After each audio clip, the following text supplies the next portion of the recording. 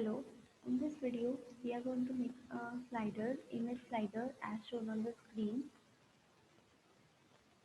The images will go like this, it will slide. Image slider बनाने के लिए बहुत सारे लॉजिक हम यूज़ कर सकते हैं. हमने यहाँ पे एक सिंपल सा लॉजिक यूज़ किया है. We have made a container for all the images.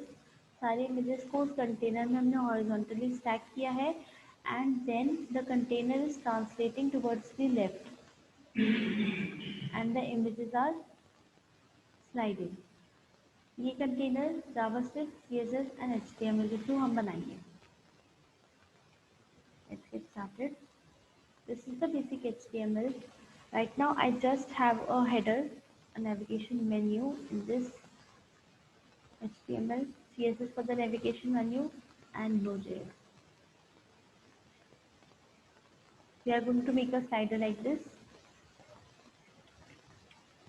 First of all, to make the slider, we are going to make a container to keep all the slides.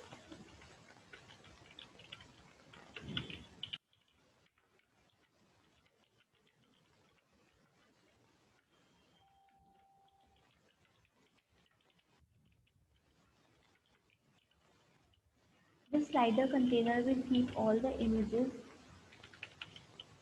which we need in the slider. I have a images folder here. In this images folder, I have kept all the images.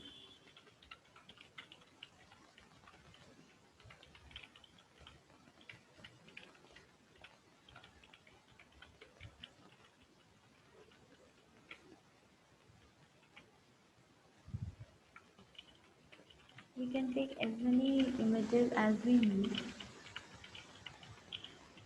I have taken here 10 images. I have taken here 10 images. You can take any number of images. This slider container, all the images will be stacked horizontally in this slider container. Let's see the HTML. जो भी images का source मैंने दिया है वो सारी images अपनी height और width के according यहाँ पे आ गई. पहला काम क्या है मेरा, इनकी height width को set करना.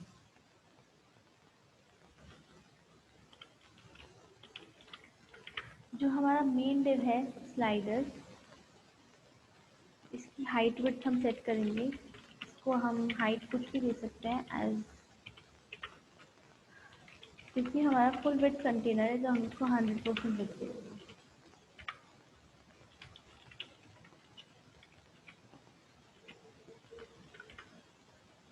ये जो स्लाइडर कंटेनर है ये अपने पेरेंट की हाइट और विड्थ कैरी करेगा हाल फिलहाल.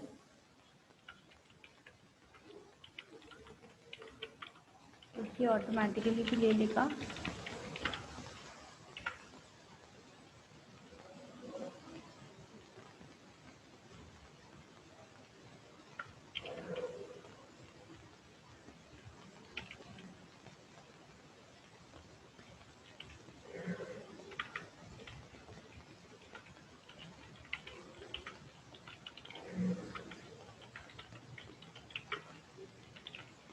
इमेजेस को भी हमने बता दिया 100% हाइट विड्थ लेनी है.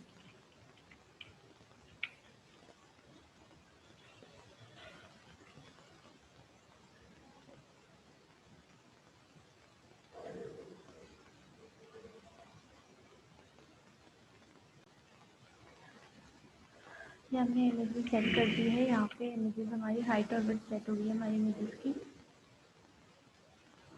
अभी ये वर्टिकली आ रही है, इनको हॉरिजॉन्टल करने के लिए हम इसको फ्लोट दे देंगे.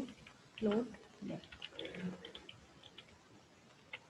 अभी आप देख रहे हैं इमेजेस के बीच में ये वाइट गैप आ रहा है. फ्लोट लेफ्ट देने के बाद ये वाइट गैप गायब हो चुका है. इनको हॉरिजॉन्टल करने के लिए हमें इतना बड़ा कंटेनर चाहिए कि वो इन सारी इमेजेस को रख सके. यहाँ से हमारा JS का काम स्टार्ट होता है. ये हमारी JS फाइल है. सबसे पहले हम हमारी JS फाइल को लिंक कर देते हैं हमारे HTML डॉक्यूमेंट में स्क्रिप्ट टैग के थ्रू.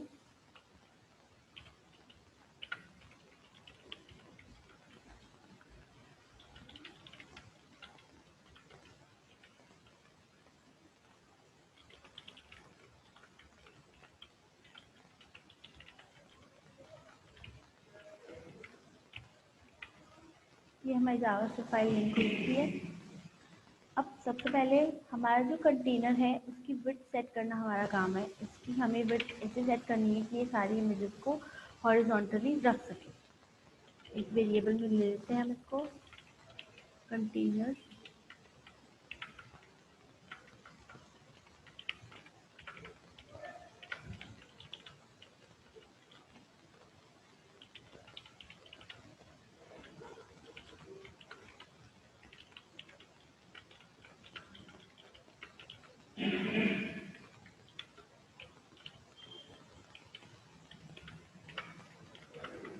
कंसोल करा के देखते हैं कि हमारे पास कंटेनर में क्या आया है। कंसोल विंडो ओपन कर लेते हैं, रिफ्रेश करते हैं पेज को। हमारे पास एक एचटीएमएल कलेक्शन आया है जिसमें वो सारे डेट्स होंगे जिनकी क्लास, वो सारे एचटीएमएल एलिमेंट्स होंगे जिनकी क्लास स्लाइडर कंटेनर है। हमें चाहिए 0th एलिमेंट, तो यहाँ पर हम इंडेक्स 0 का यूज़ करेंगे। जो हमें चाहिए था वो हमें मिल गया। अब हमें इस कंटेनर की विड्थ सेट करनी है। इतनी विड्थ सेट करनी है कि इन सारी इमेजेस की टोटल विड्थ हम इसको इक्वेट कर देंगे ताकि ये सारे इमेजेस को हॉरिजॉन्टली रख सकें।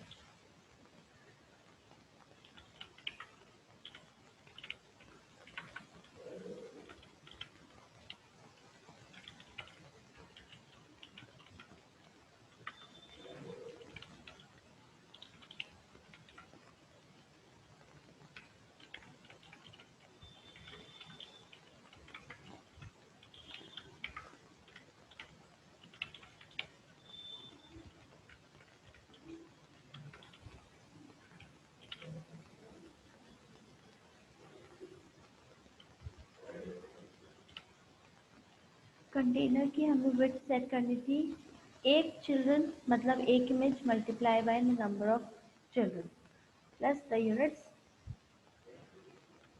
ये हमने इसकी विड्थ सेट कर दी है।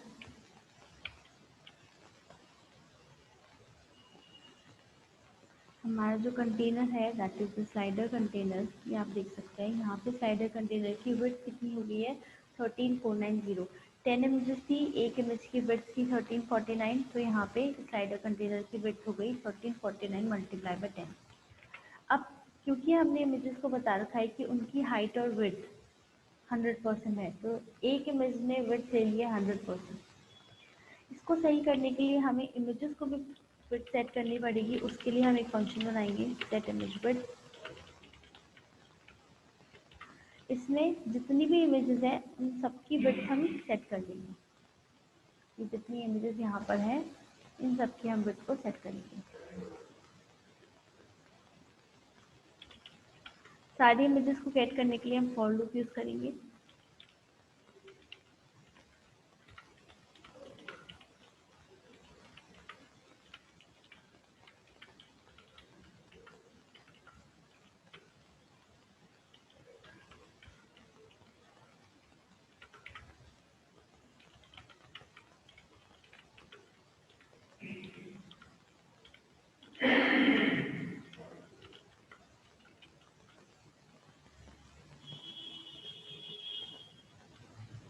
क्योंकि हमारा ये फुल स्क्रीन स्लाइडर है, तो जितनी हमारी बॉडी की विड्थ है, जितनी हमारी स्क्रीन की विड्थ है, उतनी हमारी इमेजेस की विड्थ होगी। स्क्रीन की या बॉडी की विड्थ गेट करने के लिए हम एक वेरिएबल यूज़ करेंगे, हम एक कीवर्ड यूज़ करेंगे ऑफसेट विड्थ, और इसमें यूनिट्स अपेंड कर देंगे।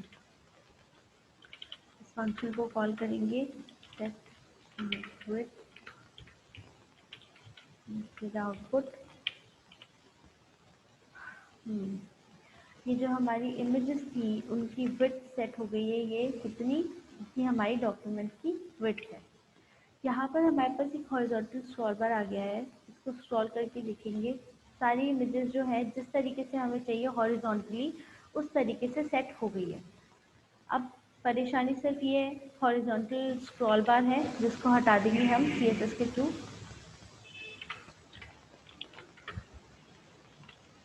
ओवरफ्लो हिडन प्रॉपर्टी से हमारा जो स्क्रॉल बार था वो भी हट चुका है। अब ये सेट हो गया है HTML का हमारा स्ट्रक्चर। अब हमें इमेजेस को स्लाइड कराना है। इमेजेस को स्लाइड कराने के लिए हम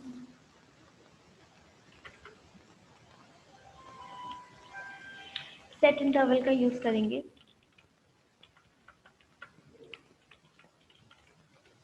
सेट इंटरवल फंक्शन को हम कॉल करेंगे विंडो के ऑन लोड पे।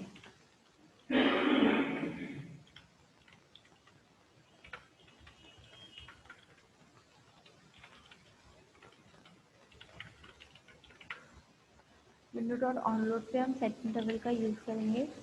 सेट इंटरवल फंक्शन अगर हमें कुछ पर्टिकुलर इंटरवल टाइम इंटरवल के बाद किसी काम को करवाना होता है HTML में तो सेट इंटरवल काम आता है। सेट इंटरवल अनोनिमस फंक्शन देता है। इस फंक्शन के अंदर हमें क्या काम करवाना है वो लिखते हैं और सेकेंड आर्गुमेंट देता है टाइम, कितने टाइम इंटरवल के बाद हमें वो काम करवाना है। यहाँ पे हमें स्लाइडर चलाना है तो हम एक फंक्शन बना लेते हैं स्लाइडर। इस फंक्शन स्लाइडर के अंदर हमें उस कंटेनर को लेफ्ट की तरफ मूव करवाना है जिस तरीके से ये हो रहा है, ताकि ये इमेजेस स्लाइड होती हुई दिखे हमें।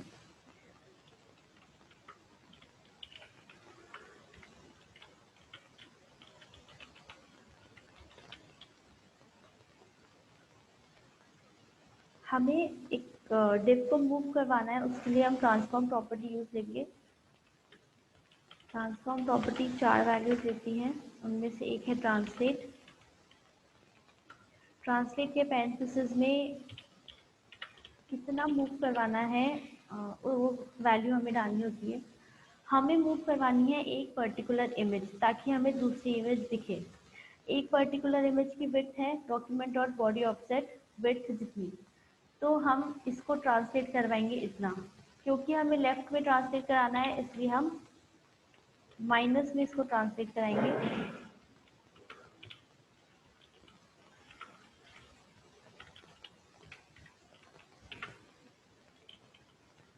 यूनिट्स अपेंड कर देंगे।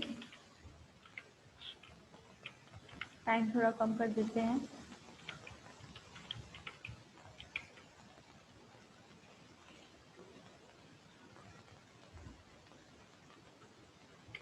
कंसोल में देख लेते हैं। Container dot children I is undefined. Okay,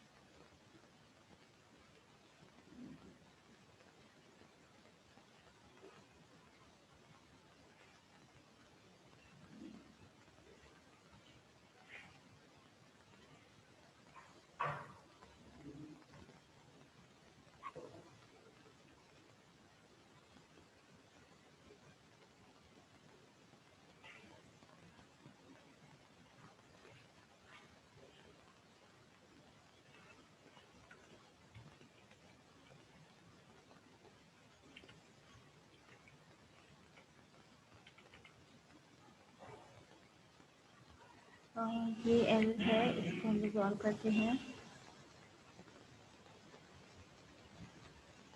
okay, ये इज इक्वल टू नहीं आएगा क्योंकि हमने हमारा लूप 0 से स्टार्ट किया है।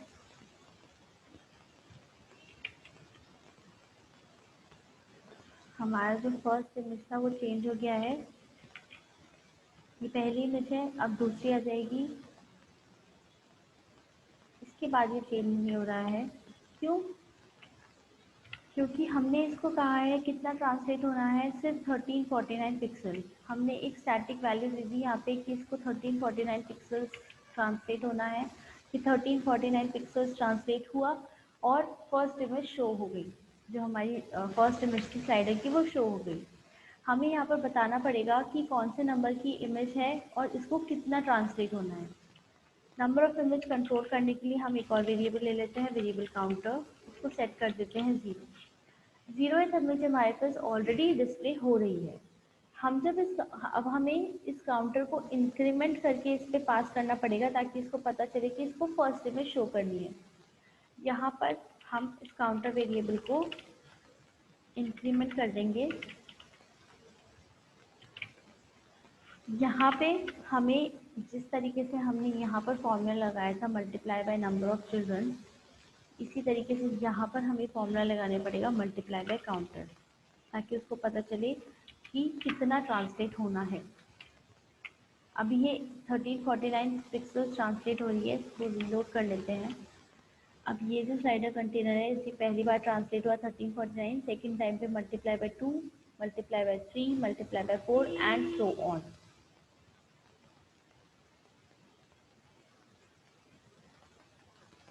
हमारी इमेजेस जो है 1 by 1 चेंज होती जा रही है।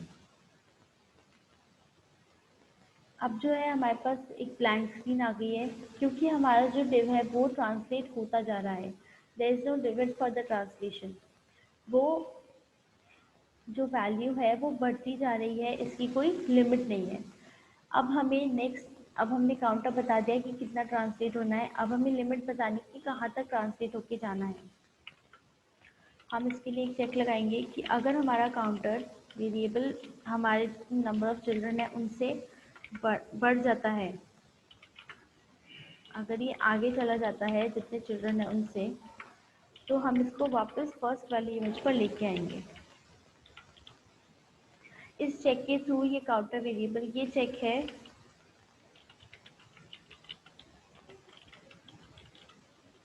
लास्ट स्लाइड के लिए।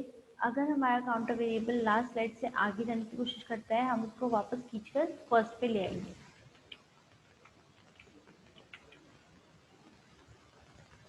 ये ट्रांसलेट होगा एक first image, second image, third image until the last image।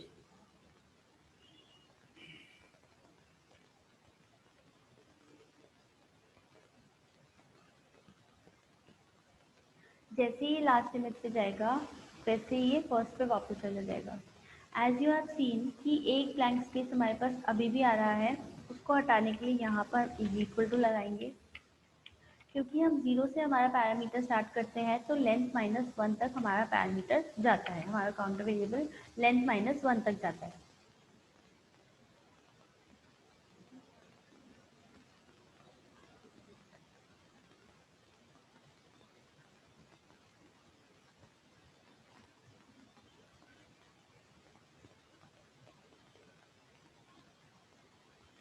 जैसे ही हमारी लास्ट इमेज यहाँ पे आई, हमारा काउंटर वेरिएबल वापस 0 हो गया और इस ट्रांसलेट की वैल्यू भी 0 हो गई। जो स्लाइड हो रहा है, स्लाइडिंग तो हो रही है, बट इसकी तरीके से हमें स्मूथ ट्रांजिशन नहीं दिख रहा है। स्मूथ ट्रांजिशन लगाने के लिए हम CSS की एक और प्रॉपर्टी यूज करेंगे, ट्रांजिशन।